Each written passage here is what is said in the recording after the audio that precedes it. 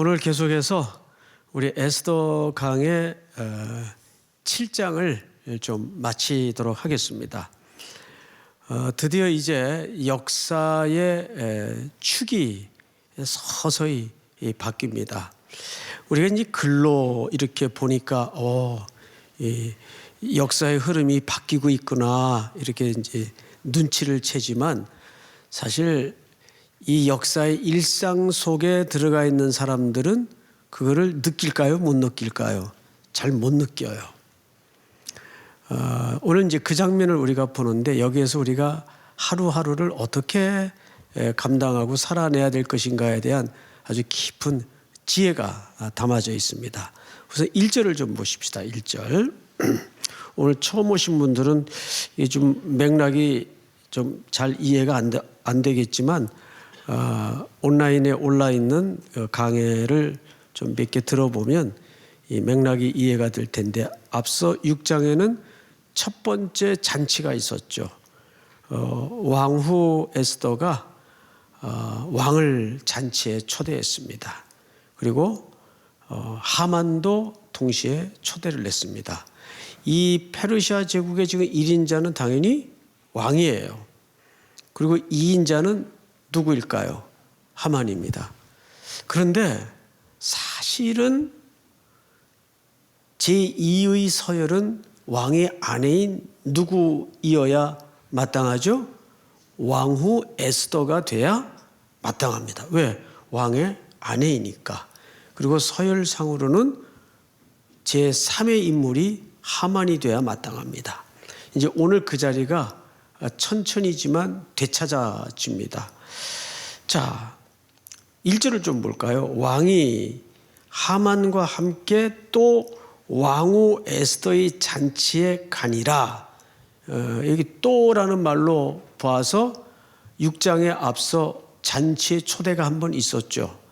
그리고 그 잔치에 하만이 참여했다가 초대받아 돌아와서 자기 친구들을 불러 모아가지고 또 자기 아내에게까지 자랑을 늘어놓아요. 이 제국 안에 왕 다음으로 2인자인 나밖에 왕후의 초대를 받은 사람이 없었다고 굉장히 자랑을 합니다. 그러니까 이 하만은 자기도 모르는 사이에 왕후의 초대에 들떠서 이미 은근히 주도권이 하만이 갖고 있는 겁니까? 왕후 에스더가 갖고 있는 겁니까? 왕후 에스더가 틀어쥐기 시작합니다. 그런데 여기 한 가지 그가 분을 사귀지 못했던 것이 뭐냐 하면 여전히 궁궐 문 앞에 모르드게는 상복을 입고 앉아서 꼿꼿하게 자기에게 아말렉 후손인 아각 사람 이 하만에게 절하지 않아요. 그래서 그를 매달기 위해서 자기 앞마당에다가 지인들의 충고를 듣고 나무를 매달아 놓습니다. 언젠가는 여기에다가 저 녀석을 매달아 잡아야 되겠다. 그리고 이제 날이 바뀌어서 두 번째 잔치에 초대가 된 겁니다. 여전히 왕과 하만이 초대가 됩니다. 근데 이상하게 왕이 급히 하만을 찾아요. 이 사람 어디 갔어? 빨리 데리고 와. 혼자 신랑이니까 남편이니까 와도 될 텐데 뭔가 당황하면서 하만을 급히 찾아요. 성경을 잘 보시면 6장 14절을 보십시다. 아직 말이 그치지 아니하여서 왕의 내시들이 이르러 하만을 데리고 에스더가 베푼 잔치에 어떻게 나아갔다고 되어 있죠? 빨리 나갔다. 내시들을 시켜서 빨리 왕이 찾으니까 왕후가 두 번째 초대한 잔치에 당신 빨리 나가야 됩니다. 이때는 왕후의 잔치에 초대가 되면 누구도 거절할 수가 없었어요. 그리고 이제 7장 1절로 넘어왔는데 히브리 단어를 헤아려 보니까 모두 1절이 7마디로 되어 있습니다. 단어 자체가. 근데 굉장히 짧아요. 담아진 내용도 굉장히 축약해서 급하게 기록한 냄새가 풍깁니다. 1절을 제가 다시 읽을게요. 왕이 하만과 함께 또 왕후 에스더의 잔치에 가니라. 간단하게 7마디로 되어 있어요. 원문을 보면. 자, 어떤 느낌이 사실 독자의 입장에서 확 들어와야 되냐 하면 뭔가 왕후 잔치에 서둘러 가기 위해서 그 움직이는 액션의 동작을 급하게 처리한 듯한 느낌이 이 1절에서 보여집니다. 그리고 이제 2절을 보실까요? 왕이 이 둘째 날 잔치에 술을 마실 때 다시 에스더에게 묻습니다. 왕후 에스더여, 그대의 소청이 무엇이냐? 곧 허락하겠노라. 그대의 요구가 무엇이냐? 곧 나라의 절반이라 할지라도 시행하겠노라. 이게 몇 번째 물은 건가 하면 3번째 왕후 에스더에게 물은 거예요. 그러니까 왕은 지금 어떤 문제에 조바심이 나 있는가 하면 도대체 이렇게 잔치를 연거푸 초대하는 아내의 속심이 뭘까? 속마음이 뭘까? 근데 여기 호칭이 하나 바뀌었어요. 5장 3절을 좀 볼까요? 5장 3절을 보시면 앞에 한 장만 넘겨보세요. 왕이 이르되 왕후 에스더여, 그대의 소원이 무엇이며 요구가 무엇이냐? 나라의 절반이라도 그대에게 주겠노라 하니 6절로 건너뜁니다. 6절 다 같이 한번 시작. 잔치에 술을 마실 때에 왕이 에스더에게 이르되 그대의 소청이 무엇이뇨? 곧 허락하겠노라. 그대의 요구가 무엇이뇨? 나라의 절반이라 할지라도 시행하겠노라 하니. 네, 이렇게 3번씩 아내의 속마음이 어떤 건지 너무 궁금해서 지금 3번 연거푸 물어요. 그런데 강조점이 달라요. 드디어 7장에 넘어와서는 첫 마디의 정식으로 아내를 제3인칭으로 표현하지 않고 왕후로서 질문을 합니다. 점점 묘하게 전체 분위기가 에스더의 자리가 살금살금 주도권이 역사의 물줄기가 바뀌고 있어요. 그리고 하만도 그랬지만 왕도 아내를 대하는 태도가 전전긍긍하게 되고 제1인자인데 게다가 하만은 제2인자인데 쩔쩔매는 모습이 전체에 걸려서 쫙 냄새가 나기 시작합니다. 그리고 몇 절을 보시냐 하면 4절을 보세요. 나와 내 민족이 3절부터 읽겠습니다. 왕후 에스더가 대답하여 이르되 왕이여, 내가 만일 왕의 목전에서 은혜를 입었으며 왕이 좋게 여기시면 내 소청대로 내 생명을 내게 주시고, 처음엔 개인적인 요구를 합니다. 먼저 내 생명을 보장해 주십시오, 그 뜻이에요. 그리고 두 번째는 내 요구대로 내 민족을 내게 주소서. 자, 처음에는 개인적인 생명에 대한 보장을 부탁했어요. 그리고 두 번째는 유다 공동체를 구해달라고 부탁을 했습니다. 그런데 이 부탁 속에는 먼저 왕에게 모든 주도권을 내어드립니다. 그리고 이 생명의 여탈권은 왕에게 있다는 것을 은근히 왕을 에스더의 입장에서는 낮췄어요, 높였어요? 높입니다.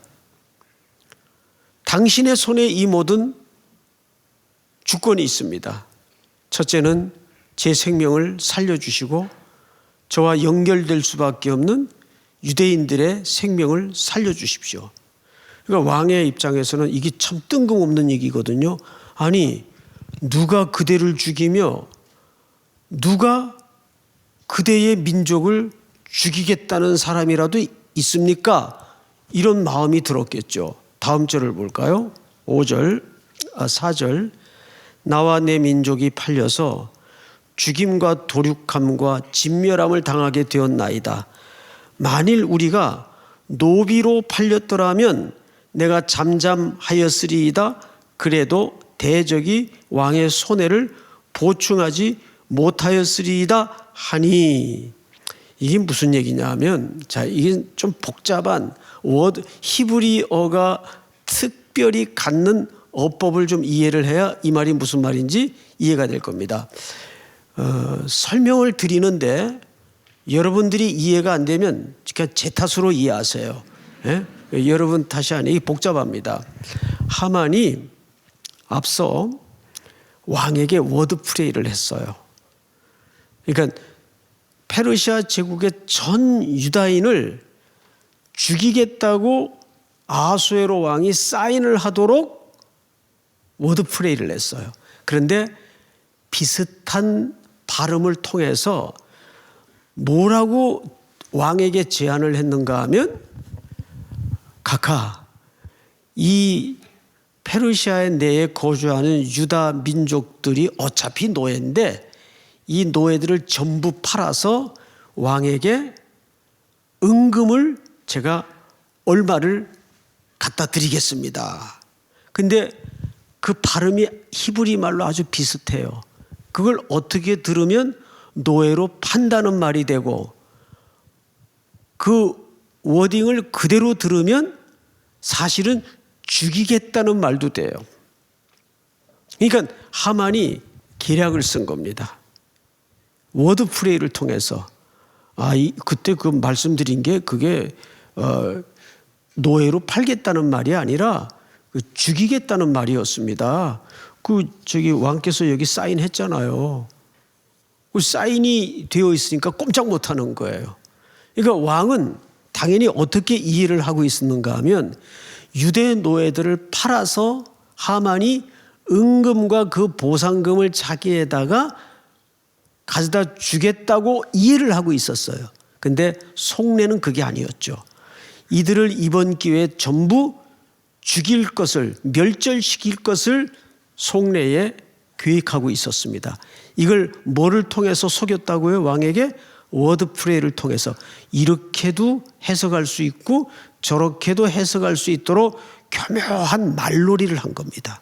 여기 아수에로 왕이 늘 절반은 취해 있으니까, 오늘도 또 마셨잖아요. 늘 취해 있으니까 내가 그때 취해서 사인을 했구나, 뭐 이래도 할 수 없는 거 아니에요.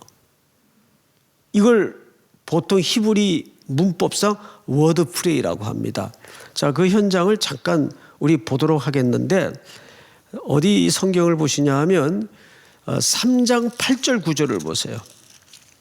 앞으로 넘겨서 3장 8절 9절. 제가 좀 읽겠습니다. 하만이 아수에로 왕에게 아뢰되, 한 민족이 왕의 나라 각 지방 백성 중에 흩어져 거하는데, 유대 민족을 얘기하는 거예요. 그 법률이 만민의 것과 달라서 왕의 법률을 지키지 아니하오니 용납하는 것이 왕에게 무익하니이다. 9절 다 같이 시작. 왕이 옳게 여기시거든 조서를 내려 그들을 진멸하소서. 내가 은 1만 달란트를 왕의 일을 맡은 자의 손에 맡겨 왕의 금고에 드리리이다 하니. 여기 그 조서를 내어 그들을 뭐 하라고 되어 있죠? 진멸하소서. 이 단어를 어떻게 해석하면 죽이라는 말이 될 수도 있고, 어떻게 해석하면 그냥 팔으라는 말도 될 수가 있어요. 그러니까 왕이 꼼꼼히 듣질 못하고 이 워드프레이에 속아서 그냥 이 땅에 흩어져 있던 한민족 유대인들을 노예로 팔아서 그 재정적 금액을 국고에 귀속시키겠다는 그 정도의 이야기겠구나. 좋죠. 자기 입장에선 돈이 들어오니까. 사인을 한 거예요. 그런데 사실 이 조서에 사인한 내용은 유대 전 민족을 죽이겠다는 문건에다 자기가 사인을 해버린 겁니다. 그거를 에스더가 알고 있어요. 그래서 그 하만이 워드프레이를 통해서 왕을 속였던 그대로 다시 지금 여기서 기억을 재현시키는 겁니다. 성경을 다시 보세요. 4절, 나와 내 민족이 팔려서 죽임과 도륙함과 진멸함을 당하게 되었나이다. 만일 우리가 노비로 팔렸더라면, 차라리 그 노예로 팔렸더라면 내가 이렇게 떠들지 않고 잠잠했을 것입니다. 이런 뜻이에요. 그러니까 왕이 대노를 하죠. 그 얘기를 듣고. 5절을 보실까요? 아수에로 왕이 왕후 에스더에게 말하여 이르되 감히 이런 일을 심중에 품은 자가 누구냐? 따라서 합니다. 감히 이런 일을 심중에 품은 자가 누구냐? 이걸 딱 줄여서 두 글자로 따라서 하세요. 감히. 예. 이게 오늘 결론이에요. 여러분, 세상을 향하여 살면서 우리가 이 질문이 있어야 돼요. 감히 하나님의 백성이, 누가 이 표현을 잘 썼는지 아세요? 성경에서 누가 잘 썼죠? 다윗이 감히 저 아말렉이 누구간데 이 할례 없는 백성이 하나님의 군대를 모독하는가? 감히. 물론 이걸 이제 사람과 사람 사이에 대화할 때 쓰라는 말이 아니에요. 비즈니스 하다가 감히 그러면 뭐 취했나? 상대방이 그럴 거 아니겠어요? 네, 영적인 당당함을 가지고 세상이 달려들 때에, 자기를 헐려고 할 때에 딱 오늘 하나님의 약속의 말씀을 상기시키면서 감히. 오늘 프로필 글자를 다 바꾸세요. 예? 감히라고. 이게 얼마나 용기를 주는 선언인지 몰라요. 그 아수에로 왕이 듣고 보니까, 아니,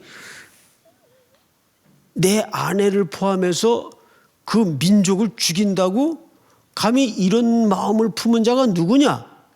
그러니까 아수에로 왕이 그 문건에다가 조서에 사인을 했다는 것은 속았다는 얘기예요? 알고 했다는 얘기예요? 속았다는 얘기죠. 죽일 문건 같았으면 거기다 자기가 그렇게 쉽게 사인을 못하죠. 그런데 하만의 언어 플레이에 속은 겁니다. 그래서 결제하는 자리에 있는 사람들은 문건들을 끝까지 꼼꼼히 봐야 돼요. 우리 교회도 이제 당회하면 마지막에 그 축조라는 걸 해요. 축조라는 것은 이 결의가 제대로 됐는지, 그것이 당회 서기와 회록석이라고 또 계세요. 그분은 이렇게 적기만 하는 분인데 꼼꼼히 정확하게 글자 하나 애매한 문구는 없는지 이런 걸 당회 끝나면 딱 시간 정해서 다 살피도록 합니다. 근데 그거를 결제의 자리에 있는 분들은 꼼꼼하게 들여다봐야 됩니다. 자, 성경을 다시 보십시다. 6절, 드디어 에스더가 자기 이 두 번에 걸쳐 잔치에 초대했던, 그리고 왕이 나라의 절반이라도 주겠다는 그 요청을 꿋꿋하게 입 다물고 있었던 속내를 드디어 드러내는데, 6절을 잘 들어보세요. 에스더가 이르되 대적과, 이 대적은 역할, 대적의 역할을 누가 했다 그 말이에요. 대적과 원수는 그 상태를 얘기해요. 이 악한 그 나쁜 인격을 얘기합니다.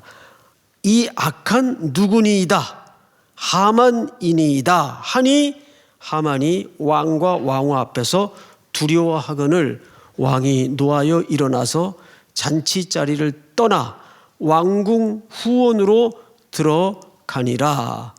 여러분, 왕이 잔치하던 자리를 박차고 떠나버렸어요. 이 뭘 얘기하는지 아십니까? 얼굴을 돌렸다 그 말이에요. 여러분, 윗사람이 아랫사람에게 얼굴을 돌려버리면 사실상 끝나는 거예요. 그러니까 왕은 하만에 대해서 얼굴을 돌려버렸어요. 그리고 나중에 하만의 얼굴을 싸죠. 더 이상 권력의 언저리에 올 수도 없고 왕과의 2인자의 관계는 끝났다는 얘기입니다. 성경을 잘 보세요. 7절 왕이 노하여 일어나서 잔치자리를 떠나 왕궁 후원으로 들어가니라 하만이 일어서서 왕후 에스더에게 생명을 구하니 이는 왕이 자기에게 벌을 내리기로 결심한 줄 알미더라. 자, 완전히 입장이 지금 뒤집어져서 오히려 2인자인 하만이 실질적인 2인자인 에스더에게 생명을 구걸하는 입장으로 바뀌어버립니다. 이제 입장이 완전히 바뀌었어요. 반전이 일어난 거예요. 근데 이 반전의 절정입니다. 우리 8절을 한번 다 같이 읽어보십시다. 시작. 왕이 후원으로부터 잔치자리에 돌아오니 하만이 에스더가 앉은 걸상 위에 엎드렸거늘 왕이 이르되 저가 궁중 내 앞에서 왕후를 강간까지 하고자 하는가 하니 이 말이 왕의 입에서 나오매 무리가 하만의 얼굴을 싸더라. 하만의 얼굴을 쌌다는 것은 왜 우리 사형수들 끌고 갈 때 얼굴을 싸죠? 그 얘기입니다. 이제 세상 햇빛 구경을 이제 못 보는 자리에 떨어진 겁니다. 그런데 페르시아 궁중 예법에는 어떤 예법이 있는가 하면 사람들 이렇게 궁궐도 사람들이 사는 세상 아니겠어요? 그러니까 뭐 별의별 일들이 왜 안 일어나겠습니까? 그래서 궁중 예법을 만들었어요. 내시들이라도 궁중 여인들과의 대화의 거리가 7걸음입니다. 그 이상 가까이 다가서면 그거는 범법의 의도가 있다는 것으로 간주해서 무서운 처벌을 내립니다. 근데 지금 대상이 누구예요? 왕후예요. 근데 얼마나 이 하만의 지금 입장이 다급하고 절실했는지 그 예법이고 뭐고 목숨을 살려달라고 왕후 가까이 달려드는 거예요. 그런데 하필 그때 누가 들어와요? 왕이 들어옵니다. 그러니까 이건 틀림없이 뭘로 규정을 한 거예요? 네, 저건 강간의 의도로 규정을 한 겁니다. 안 그래도 왜 왕후는 자꾸 잔치를 베풀어서 초대를 할 때 이 하만이라는 인간을 꼭 곁다리로 초대를 할까? 이게 사실은 찜찜했단 말이에요. 이것 때문에 잠도 못 잤어요. 뭘까? 속내가. 그래서 속내가 궁금했던 거예요. 그런데 그런 못된 음모와 계획을 세우고 있었고 더더군다나 지금 자기는 그에게 얼굴을 돌렸는데 자기 아내인 왕후에 달려들어서 살려달라고 목숨을 구걸하는 장면을 뭘로 간주를 했다고요? 강간으로 간주를 했다고요. 여러분, 하만이 정말 그런 의도로 보였는지 아닌지는 여기서 중요하지 않아요. 누가 그렇게 봤다는 얘기입니까? 왕이 그렇게 봤다는 얘기예요. 끝난 거죠. 성경을 잘 보세요. 페르시아 궁궐의 예법을 따라서 무리가 하만의 얼굴을 싸더라. 왕을 모신 내시 중에 하르보나가 왕에게 이르되, 이 사람이 또 아주 맹랑한 사람이에요. 자, 여러분 고개를 들고 잠깐 저를 좀 볼까요? 이 사람은 여기 처음으로 등장하는 사람이 아닙니다. 사실 1장에 등장을 합니다. 7 내시가 와스디 왕후를, 첫 번째 부인이었죠. 와스디 왕후를 왕이 좀 궁궐 안으로 들어서 손님들에게 좀 얼굴을 보이라고 하십니다 할 때 와스디를 모시러 갔던 내시 중에 한 사람이에요. 그러니까 이 내시가 직급이 얕은 직급이겠어요? 높은 직급이겠어요? 굉장히 높은 직급입니다. 그런데 그 직급보다 누가 높았어요? 하만이 높았어요. 근데 이제 하만은 완전히 오리알 신세가 된 겁니다. 그러면 이 한 정권의 축이 무너질 때 늘 그 자리를 노리는 사람들이 있을까요? 없을까요? 있죠. 악인도 악한 날에 용도가 다 있어요. 이 사람이 왜 여기 등장하냐 하면 놀라운 은밀히 진행되었던 비밀을 왕에게 그대로 홀딱 갖다 바치는 거예요. 9절 제가 읽습니다. 왕을 모신 내시 중에 하르보나가 왕에게 아뢰되 왕을 위하여 충성된 말로 고발한 모르드게를 달고자 하여 하만이 높이 50규빗 되는 나무를 준비하였는데 이제 그 나무가 하만의 집에 섰나이다. 왕이 이르되 하만을 그 나무에 달라 하매. 여러분, 이 나무는 하만의 집에 서 있었기 때문에 아는 사람이 많지 않아요. 근데 어떻게 이 사람이 알아가지고 그 모르드게 죽이려고 왕이 시상을 해도 모자랄 판인 그 은인에게 그 사람을 나무에 달아 죽이려고 하만이 자기 집에다가 장대를 세워놨습니다. 이거를 그대로 갖다 왕에게 이른 겁니다. 그러니까 왕이 뭐라고 얘기하죠? 그 나무에다가 하만을 달아라. 세상에 이런 반전이 어디 있어요? 제가 오전에도 말씀을 드렸지만 그런 거예요. 로마 최고의 권력자인 아구스도는 천하의 호령을 내려서 호적하라 명령을 합니다. 세금과 자기의 위력을 가시하기 위해서 군사력을 어디까지 동원할 수 있는가를 가름하기 위해서 그는 일반 정치의 시각에서 천하의 자기 속국에 이르기까지 일사불란함을 드러내기 위해서 호적명령을 내렸어요. 그런데 역사 속에 역사라고 거창하게 말할 것도 없이 일상의 시간 속에 누구도 주목하지 않던 그 나사렛 어려운 동네의 가난한 두 청년의 이야기로 성경은 조명하고 있습니다. 거기에 무슨 세상의 구주가 날 것을 세상이 주목했겠고 기대했겠고 깨달았겠어요. 그런데 그들의 베들레헴까지의 행로를 통해서 구유의 아기 예수님이 태어나는 거예요. 이게 오늘날에도 이 원리는 우리 성도들의 일상 속에 그대로 숨어져 있습니다. 그래서 계속 강조하는 바와 같이 진짜 감추인 시간은 다가오지 않는 저 미래가 아니라 오늘이라는 일상과 현재 속에 진짜 하나님의 카드가 감춰져 있는 겁니다. 믿습니까, 여러분? 이때도 에스더 성경에는 어디에도 하나님이 등장하지 않고 계시라는 말도 등장하지 않아요. 정말 모든 것 하나하나가 때마침 마침 그때 우연히 이런 표현들밖에 없어요. 그런데도 그 우연인 것 같은 마침 어떤 적실한 시간을 통해서 하나님은 하나님의 경영을 꿋꿋하게 밀고 가세요. 근데 그거를 인간의 역사를 통해서 사람의 스토리를 통해서 그러니까 제가 중간에 오늘 주제어가 감이라는 표현이 중요하다고 한 이야기가 거기서 이유가 있는 겁니다. 누가 여러분들을 무너뜨리려고 하고 공격을 하고 여러분들을 겁먹게 만들고 쫄게 만들 수 있죠. 세상의 세기와 크기와 규모를 통해서 나를 겁박할 수 있고 쪼그라들게 만들 수 있어요. 겁먹지 말라는 거예요.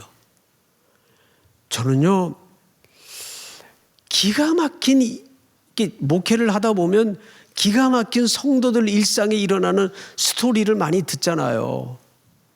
그런데 들어보면 정말 소설에나 나올 수 있을 법한 이야기 스토리를 통해서 하나님이 얼마나 그분의 인생을 통해 대단한 일을 하시는가를 너무너무 많이 겪어요.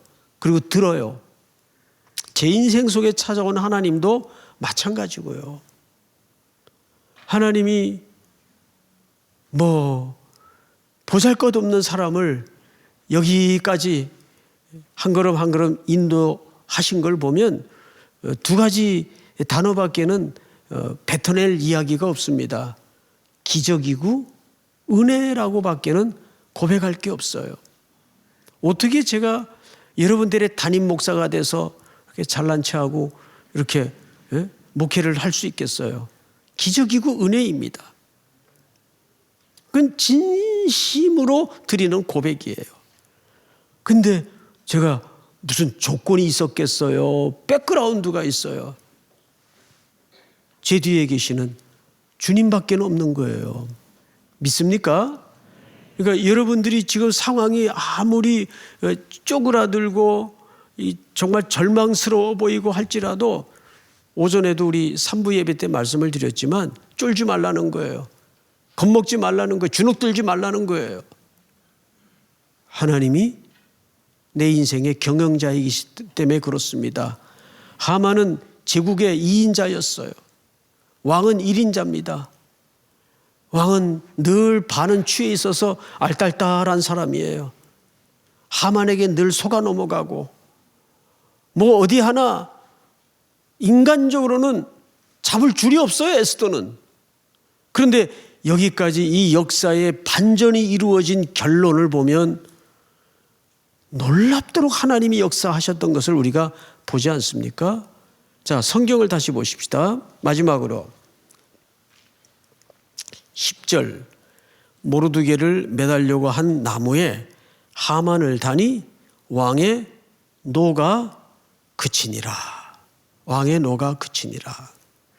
여러분, 우리는 여기서 몇 가지 굵은 원리, 질서를 붙들고 오늘 말씀을 마치도록 하겠습니다. 첫 번째, 에스더는 이 모든 과정을 위해서 고도의 심리작전을 썼어요. 그러니까 지혜로운 여인이죠. 첫째는 이 결자해지의 실마리는 왕께 있다. 그래서 그 왕을 낮췄어요? 높였어요? 높여드립니다. 그래도 내가 어쨌든 실질적으로 2인자인데 왕이 나한테 3번씩이나 그대의 소총이 모여 그랬으니까 나도 이참에 내 몫을 좀 찾자.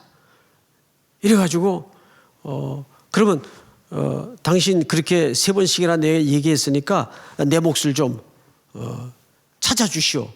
이러고 자기 몫을 챙기겠다는 투로 왕에게 얘기를 했다면 왕이 그렇게 자애로운 마음이 생기지 않았을 거예요. 그래서 여러분, 참 진짜 은혜는요, 이렇게 불쌍하게 보이는 게 은혜예요. 예? 왠지 그 사람은 이렇게 보면 참 얼굴도 억울하게 생겼고, 예? 그게 딱하게 보이고, 근데 그게 은혜라고요, 여러분. 믿습니까? 예? 그래서 늘 그 지는 입장에 있는 것이 왜 이기는 건지 여러분 그 이유를 아세요? 제가 오래전에 그런 말씀을 드렸죠. 사랑하는 사람이 강자다, 약자다. 안 해봤군요, 아직. 사랑하는 사람이 약자예요. 사랑하면 어쩔 수가 없어요. 상대방이 측은지심이 생기는데 그걸 어떡할 거예요? 그 측은지심이 생기면 그걸로 싸움은 끝나는 겁니다. 그래서 부부싸움 할 때도 조금 불쌍하게 보이세요. 예? 여자분들이 그러더라고요. 싸우다가도 잠자는 꼴 보면 딱 해가지고 마음이 풀린대요. 잘 때도 이렇게 막 대자로 자지 마시고 이렇게 새우잠 알죠? 새우잠. 예? 불쌍하게 자세요. 그러면 여자들이 다가와가지고 이불이라도 이렇게 덮어줄 겁니다. 에이, 그래도 맨날 나가서 애쓰는데 하고 다독거리고 갈 거예요. 아니, 우리 집이 그렇다는 얘기는 절대 아니에요. 예. 우리 집은 뭐 그럴 시간이 별로 없어요. 항상 낮은 자리에, 그러니까 어느 원로 목사님이 후배 목사님들 이렇게 모인 자리에서 목사는 꼭 이기는 모습은 성도들이 은혜를 받지 못한다. 늘 지는 모습으로 살아라. 그걸 깨닫는데 오랜 시간이 걸렸습니다. 젊을 때는 막 총 나와라 칼 나와라 막 논리 나도 논리 들이대고 장난 아니었어요. 집어던지면 나도 집어던지고 그랬어요. 한 번은 목양실에 누가 들어와가지고 막 책을 집어던지고 성질을 내더라고요. 그래서 어디다가 집어던지냐고 막 집어던지고 미쳤었죠. 미쳤었죠. 이게 뭐 목회를 옳게 했겠어요. 근데 누가 뭐라 그러면 푹 찔려가지고 막 피 철철 흘리고 막 얼굴이 막 거지처럼 돼가지고 그러면 다 불쌍하게 또 봐요. 그러니까 항상 직장에서도 참 예수님이 왜 십자가에 그렇게 무기력한 모습으로 마지막 모습을 우리에게 보이셨을까? 근데 그 지는 모습 속에서 인류의 승리를 가져오지 않습니까? 이게 조크로 하는 얘기가 아니에요. 그래서 항상 이기는 모습으로 살지 말고 좀 지는 모습으로 살 때 진짜 최종적 승리가 오는 겁니다. 그 모르드게가 대궐 문 앞에서 베옷 입고 금식하고 그러나 그 속에 하나님을 향한 기계는 시펄에서 굴하지 않는 그러나 처절하게 밟히는 모습으로 있을 때 하나님이 결국은 모르드게가 달리기로 작정되었던 그 나무에 원수를 달지 않습니까? 그날이 우리에게도 옵니다. 믿습니까? 그 최종적 승리를 위해서 또 한 주도 금년 22년 마지막 한 주간을 주 안에서 지혜롭게 승리롭게 하나님의 은혜에 매달려 살아가는 우리 모든 성도들이 될 수 있기를 축복합니다. 우리 다 일어나십시다. 115장 우리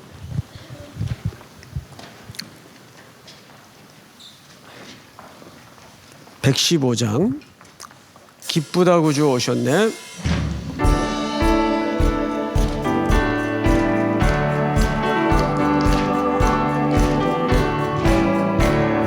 기쁘다 구주 오셨네. 남은 백성 맞으라. 온 교회여 다 일어나. 다 찬양하여라. 다 찬양하여라. 다 찬양하여라. 구세주 탄생했으니 다 찬양하여라. 이 세상에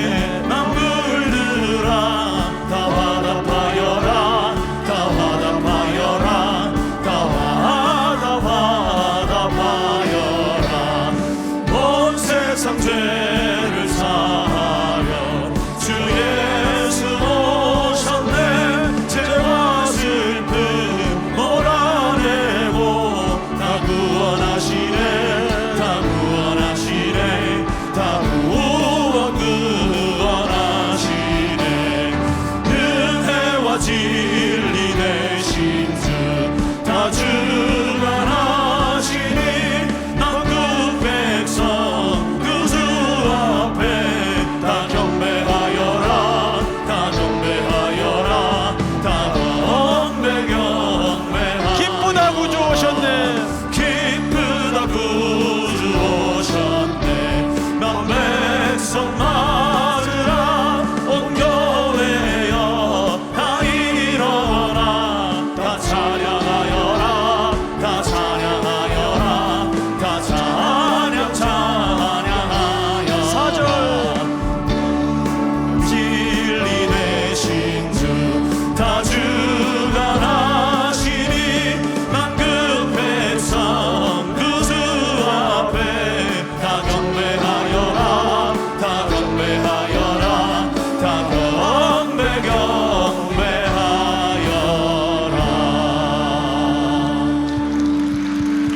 한 해를 하나님 앞에 감사하면서 박수하십시다.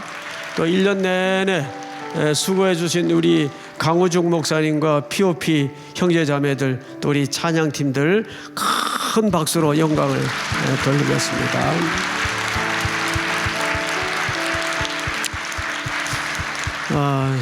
이제 축도를 할 텐데 우리 장로님들과 교역자님들은 저 바깥에 나가셔서 마지막 주일밤을 마치고 돌아가는 성도들을 인사로 또 마중했으면 좋겠습니다. 기도하겠습니다. 거룩하신 하나님 아버지, 1년 52주 오늘 마지막 주일 성탄절과 함께 귀한 연주로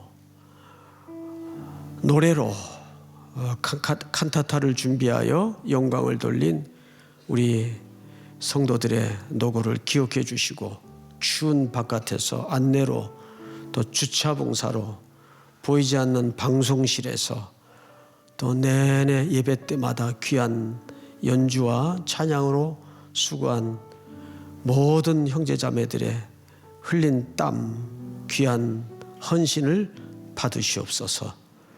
특별히 지치고 공고했던 청년들 다시 한번 2023년도에는 새 힘을 주시고 오늘도 이곳에서 드린 모든 예배 주신 말씀이 우리가 살아가는데 삶의 동력이 되게 하시며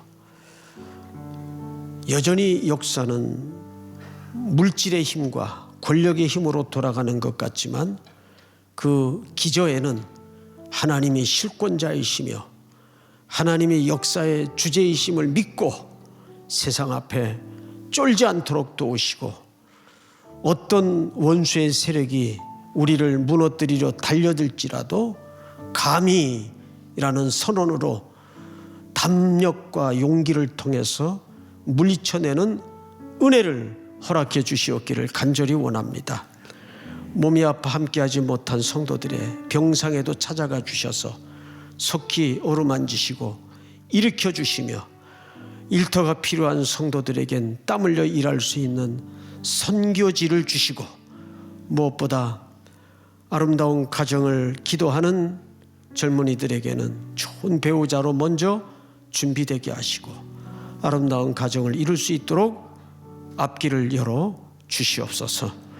이 모양 저 모양으로 전문직으로 또 비즈니스 현장에서 인간적인 깨어진 아픔 때문에 고통하는 성도들에게 이 땅에 진정한 화목제물로 오신 예수 그리스도의 십자가를 바라보고 새해를 맞이할 수 있도록 함께하여 주시옵소서.